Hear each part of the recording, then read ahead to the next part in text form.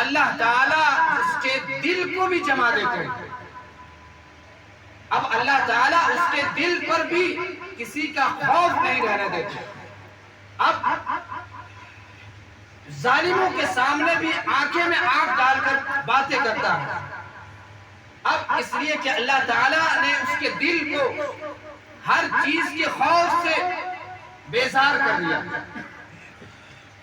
یہی وجہ ہے کہ صحابہ کرام رضی اللہ عنہم اتنے تکلیفیں اٹھائے، ان کو کوڑوں سے مارا جاتا تھا، زمین پر گھسیٹا جاتا تھا، پھر بھی ایمان اس کے دل میں جم چکا تھا۔ صرف یہی صدا تھی ایک اللہ ہے، اس لیے کہ اس کے اوپر بھی اس کو اللہ نے ایمان کو جما دیا تھا، اس کا دل بھی مضبوط ہو چکا تھا، کسی کا خوف نہیں تھا۔ اسی لیے امام احمد ابن حنبل رحمت اللہ علیہ یہ 75 سال کے بوڑھے ہیں، اور ان کو جیل میں لے جایا گیا۔ یہ ان کا جرم یہی تھا کہ تم کہو کہ قرآن مخلوق ہے۔ مخلوق وہ چیز ہوتی ہے جو ختم ہو جائے گی، لیکن قرآن مخلوق نہیں ہے، اللہ کا کلام ہے، اللہ کی صفت ہے، یہ ختم ہونے والی چیز نہیں ہے۔ اس وقت حاکم وقت نے کہا کہ تم اس سے باز آ جاؤ، کہو یہ مخلوق ہے۔ انہوں نے کہا کہ تمہاری جتنی طاقت ہے لگا دو، لیکن یہ بڈھا یہ نہیں کہہ سکتا کہ یہ اللہ کی مخلوق ہے، بلکہ اللہ کی صفت ہے، اللہ کا کلام ہے۔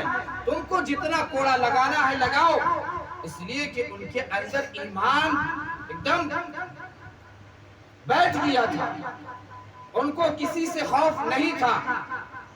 اور اسی طرح اللہ تعالیٰ نے سورہ کہف میں ان نوجوانوں کا قصہ بیان کیا ہے جن کو اصحاب کہف کہا جاتا ہے،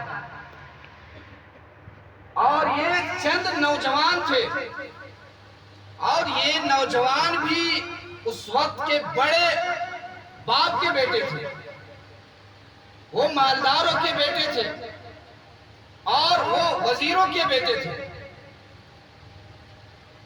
اور اس وقت کا جو ظالم بادشاہ تھا دقیانوس، وہ اپنے آپ کو خدا کہتا تھا، لوگوں سے پوجا کراتا تھا۔ ایک دن ایک مجلس لگی، سارے لوگ اس مجلس میں گئے، اور یہ نوجوان بھی وہاں گیا، اور سارے مجلس میں بیٹھے ہوئے ہیں۔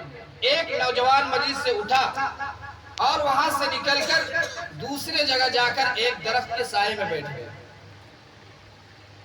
اسی طرح تیسرا اٹھ کر چلا گیا، اسی طرح 3-4۔ قرآن نے اس کا تعداد کہا 3 ہے، 5 ہے، 7 ہے۔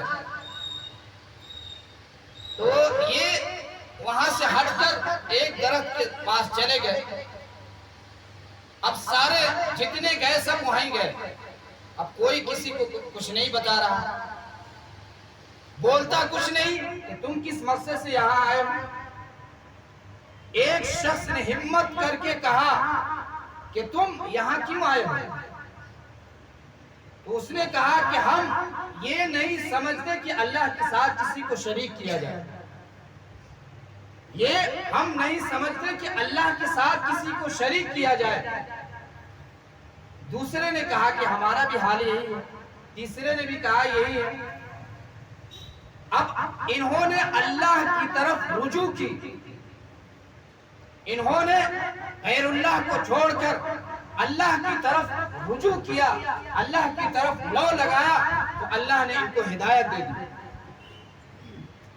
اب یہ لوگ وہاں ایک اپنے عبادت کی جگہ بنائی، اور وہیں یہ لوگ عبادت کرتے تھے۔ اب یہ بات کہاں چھپنے والی تھی؟ یہ بات بادشاہ کو پہنچ گئی کہ چل نوجوان ہمارا دین چھوڑ کر، اپنے باپ دادا کا دین چھوڑ کر نئے دین اختیار کر رہے ہیں۔ اس نے اس کو بلوایا اور کہا کہ تم کو ابھی وقت دیتے ہیں، تم بڑے باپ کے بیٹے ہو، اس لیے تمہیں وقت دیا جاتا ہے، تم سوچ کر اس سے واپس آ جاؤ ورنہ تمہیں سولی دیا جائے گا۔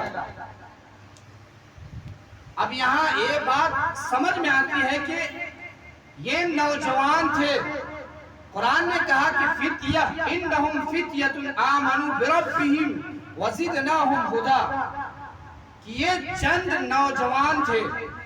تو یہاں یہ بات معلوم ہوتی ہے کہ نوجوان اگر چاہیں تو اپنے معاشرے کو بدل سکتا ہے، نوجوان کے اندر اتنا طاقت ہے، اگر چاہیں تو اپنے ماحول کو بدل سکتا ہے، اس لیے کہ نوجوانوں میں جذبہ ہوتا ہے، نوجوانوں میں ایک امنگ ہوتا ہے، اس لیے اگر نوجوان چاہ لے تو ہم اپنے معاشرے کو سدھار سکتے ہیں۔ اور یہ لوگ ادھر چلے گئے۔ اب یہ لوگ وہاں سے نکل کر ایک غار میں چلے گئے۔ اللہ نے قرآن میں بیان کیا ہے کہ یہ لوگ کو اللہ تعالیٰ نے میٹھی نیند سلا دیا اور اتنے زمانے تک سوتے رہ گئے، 309 برس 309 برس سوتے رہ گئے،